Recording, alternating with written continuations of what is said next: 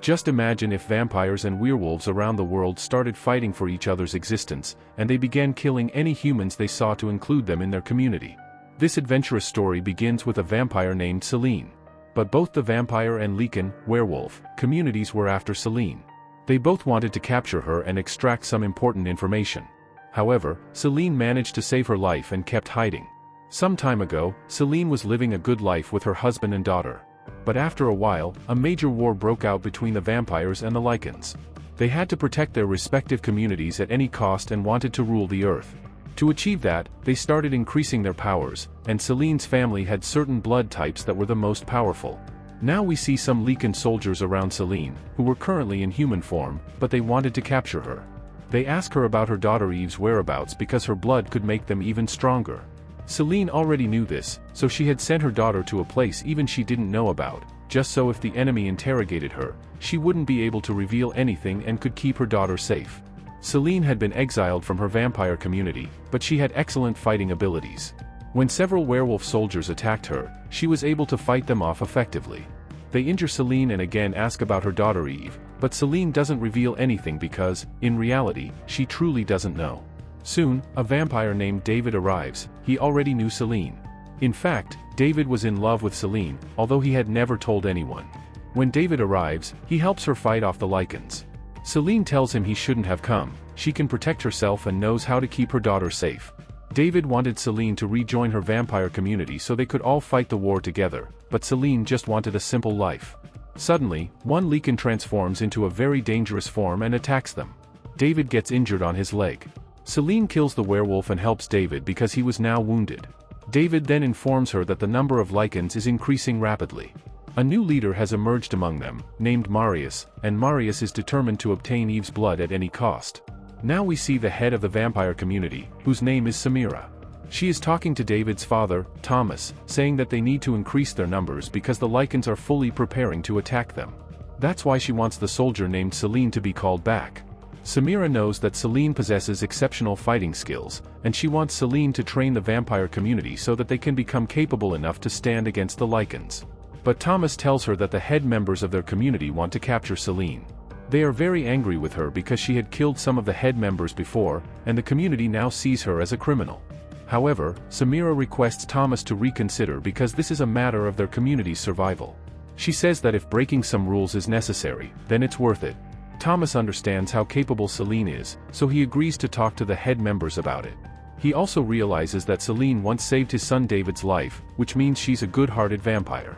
On Samira's request, Thomas goes to the vampire community's head members to present this idea. Thomas then tells all the head members that they need to bring Seline back because she is an excellent hunter with great fighting skills. If she trains their army, they could defeat the Lycans. Initially, many members disagree, but after persuasion from Thomas and Samira, they finally agree.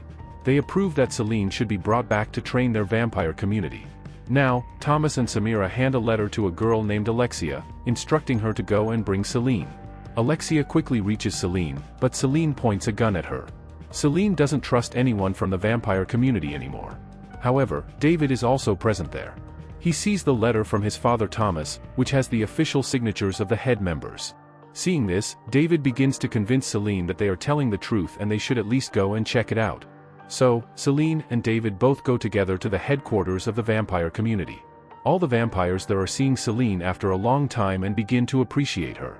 Samira was also happy to see Seline again and told her that she had now rejoined their community. However, she would have to teach all her fighting skills to their soldiers so they could put up a strong fight against the Lycans. Seline agreed to this. She would now work like a teacher. Everyone was a bit happy, knowing their soldiers would now become stronger than before. Thomas was also glad to see his son David after such a long time, and it seemed they would all now get busy with their mission. Now we are shown Marius, the leader who commands the entire werewolf species. Marius was explaining to his Lycan members that they needed to grow in numbers and that the vampires must be wiped out from the world at any cost. For that, their first priority was to find Seline's daughter, Eve. The reason is that Eve's body contains the blood of both vampires and Lycans.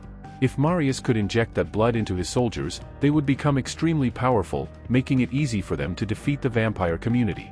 That's why Marius became fully focused, instructing his soldiers that they must find Eve at any cost and gain that power. It is also revealed that Marius injects a special type of blood into his own body to keep himself strong, which is making him more powerful day by day. On the other side, Seline is shown at the vampire community base, where she has arrived among many young vampire students. According to her promise, she would now train them in how to fight against the Lycans. Seline began teaching them about every weakness of the Lycans, how to attack them, what weapons to use, and their strengths and vulnerabilities. Just then, another vampire named Mike arrived. Mike told Seline that he had come to assist her with the demonstration and training.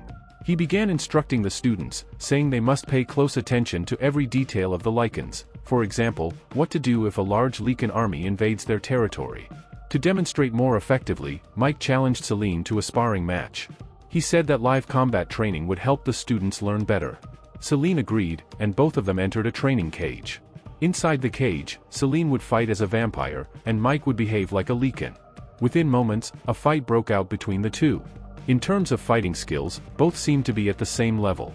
Seline, using her agility, begins to dominate the fight and even starts to overpower Mike. But Mike uses cunning tactics. During the fight, he pulls out a hidden knife and slashes Seline's arm. The blade was coated with a special venom that weakens vampires. Seline is severely wounded and quickly falls unconscious to the ground. Mike then begins to manipulate the students, saying things like, "This is your teacher? She can't even protect herself." He was talking as if Seline were his enemy. Slowly, he steps out of the cage and begins loading UV bullets into the guns that Seline had placed there. These UV bullets were specifically designed to kill vampires, not Lycans. A little later, Samira arrives. She is laughing hysterically at Seline's injured state. Then Samira reveals a shocking truth: she had deliberately called Seline there just to exact revenge. Years ago, Seline had killed Samira's husband, and now Samira wanted payback. She hadn't invited Seline to train the students. Samira could have done that herself. This was only about revenge, and she was taking it now, with Mike's help. Following her orders, Mike picks up the UV gun and starts shooting all the vampire students. All the students are killed instantly. Poor Seline, unconscious on the ground, has no idea what's going on and has no strength left to protect herself. At that moment, Samira triggers the alarm so that all the head members would be alerted and convinced that it was Seline who killed the students. When the alarm goes off at the headquarters, everyone is shocked and rushes toward the scene. Thomas and David also hear the alarm and start heading toward Seline, as they had been concerned for her safety from the beginning, knowing she had many enemies there. But when David and Thomas reach the location, they're denied entry due to certain rules they are required to follow. However, Thomas, who had been living there for a long time, knows a secret route. So, he takes David through a hidden passage that leads directly to the place where Seline is being held captive. When they arrive, they find that Seline's body is being drained of blood. They don't understand why this is happening. Meanwhile, Samira has already convinced the head members that Seline is the one who killed all the vampire students and that she's doing this to take revenge. The head members don't know the truth yet, they only believe what's being shown to them. They believe her and issue orders to find Seline. No matter what, Seline must now be killed. This means Samira succeeds in her plan. Meanwhile, David and Thomas are removing all the tubes from Seline's body that were used to extract her blood, meaning they want to help her escape. But at the next moment, Samira arrives there with Mikhail and begins attacking them. David and Thomas fight them well, but Thomas knows the situation is dire. He tells David to take Seline and leave immediately, because if all of them stay, they'll all be killed. David understands and quickly picks up Seline and starts running away. But Samira, who has no sympathy for anyone, grabs Thomas in front of David and kills him. David is filled with rage and could have stayed to fight, but he knows doing that would endanger Seline's life. So instead, he simply lifts Seline and escapes. He gets far from the castle. Samira, still inside, clearly sees that daylight has started to break. Vampires have a major weakness: they burn in sunlight. So Samira believes both of them will now die in the sun. But it turns out that neither Seline nor David burns in the sunlight. Seline's blood is unique, her body has the ability to absorb sunlight. And the last time David was severely injured, Seline had healed him with her own blood. That caused some of her properties to transfer to David as well. Now he too doesn't burn in sunlight. Gathering what strength they can, both of them get into a car and drive away. Seline's condition is bad at this point, so David gives her some of his blood to drink, which helps her recover within a short time. Now David advises her that they should head north. There's a fortress there where they can stay for some time. Seline agrees and trusts David, so they begin their journey northward. The large fortress is located right in the middle of a snowy region, meaning they have to travel some distance to reach it. When Seline and David enter the fortress, the king of the place warmly welcomes them. The king knows David's mother very well, their families have been in contact for many years. The king tells David that his mother belonged to a very noble bloodline and had sacrificed her life to protect the vampire species. David is shocked to hear this because he had never seen his mother. He had always believed that she abandoned him in childhood. But from the king's words, it becomes clear that David's mother, named Amelia, was a great warrior and martyr for the vampire cause. She was a very powerful vampire from a noble bloodline, meaning the kingdom that Samira wants to claim rightfully belongs only to David. David learns this only now. The king then offers David his mother's silver sword, a special weapon that werewolves, lycans, greatly fear. If David uses it, no lycan will come near him. But for some reason, David still holds resentment toward his mother. He feels that she abandoned him in childhood and never looked back, so he refuses to take the sword and walks away.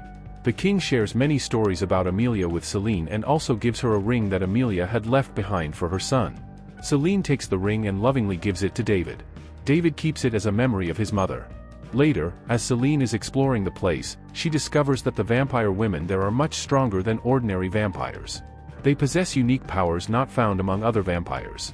Upon speaking with them, she learns that these vampires come from a different world, a world unknown to most, and even those who've heard of it often don't believe it exists. As she goes further inside, Seline sees some women wrapping bandages around an unconscious vampire woman, who might already be dead. Seline asks what's happening. One of the members explains that there exists a separate world between humans and their kind, a world where they can live freely. Those who wish to enter that world must sacrifice themselves according to an ancient ritual, which allows them to reach it. That member believes this other world is ideal, especially in a time where vampires and lycans are at war. It's the only perfect sanctuary. For some reason, that member holds Seline's hand and begins sharing more. She seems to know that there is something truly special inside Seline, she just needs to believe in herself. If she does, she could rise above even them, and protect her daughter and many others. Meanwhile, we see Samira again, who seems to have discovered Seline and David's current location. She had sent Alyssa to spy on them and find out their whereabouts. But now we learn something even more important. Alyssa had shared this information with her boyfriend, who turns out to be none other than the lycan leader, Marius. That means Marius also knows where Seline is and what she's currently doing. And Samira knows this too. Samira had intentionally allowed these things to happen because she wanted the lycan leader, Marius, to find out. Samira then directly approaches Alyssa and explains everything to her. Samira believed that if the lycan group attacked and killed Seline directly, it would at least calm her rage. In the end, Samira kills Alyssa as well. David is now looking closely at the ring Seline gave him, the one that belonged to his mother. When he opens it, he finds a drop of blood inside. Without thinking much, David consumes the drop, and this causes him to experience visions of his mother.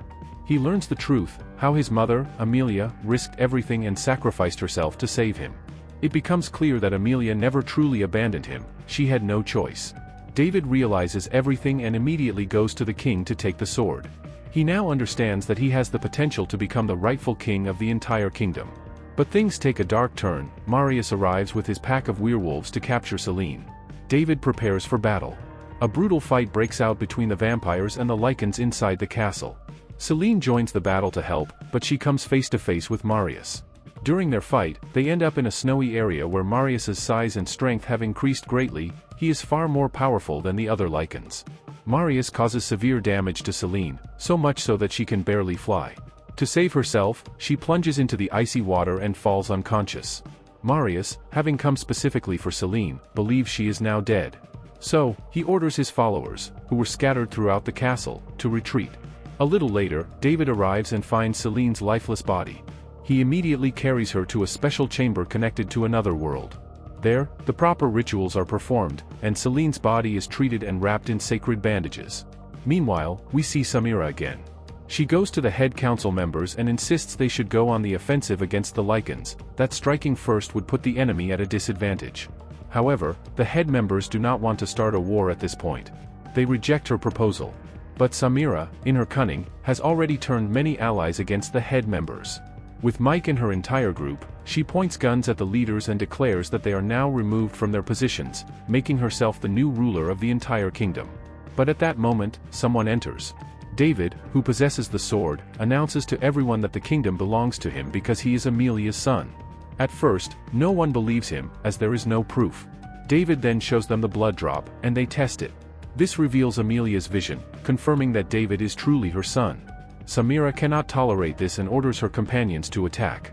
But when Samira's followers find out that David is Amelia's son, they switch sides and start supporting David. They no longer trust Samira.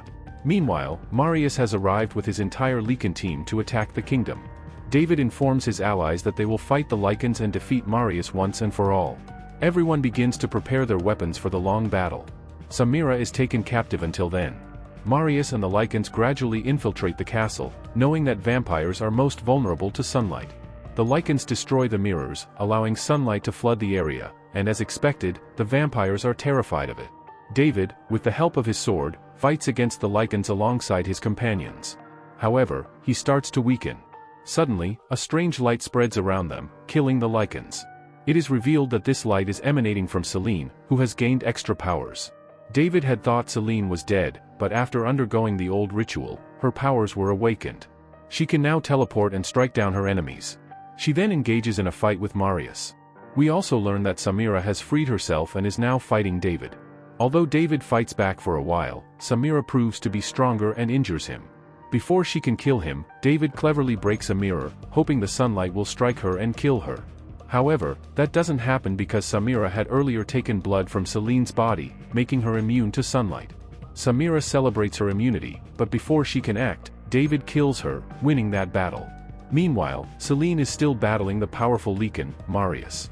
She has become stronger, and now both of them are evenly matched. But suddenly, Seline experiences a vision, revealing that her husband was killed by Marius, and that the blood Marius drinks is actually her husband's. Marius immediately drinks the blood again, and his powers start to grow once more. To protect herself, Seline hides in a cage, but Marius breaks it. He causes her immense damage and tries to finish her off. However, Seline is now determined to take revenge for her husband's death. She immediately uses all her powers to teleport and, as soon as Marius attacks, she follows him and strikes. With one powerful blow, she rips out his backbone, killing Marius. With the leader's death, David tells the remaining Lycans that without a leader, they have lost and should leave. The Lycans retreat. After this, the vampire head members declare David as the new king, and Seline is chosen as one of the head members. There was a time when everyone wanted to kill Seline, but due to her bravery and unwavering honesty, she is given the position of a head member. Now, together, they will move forward to lead the vampire community and bring peace to the world. And so, our story ends here.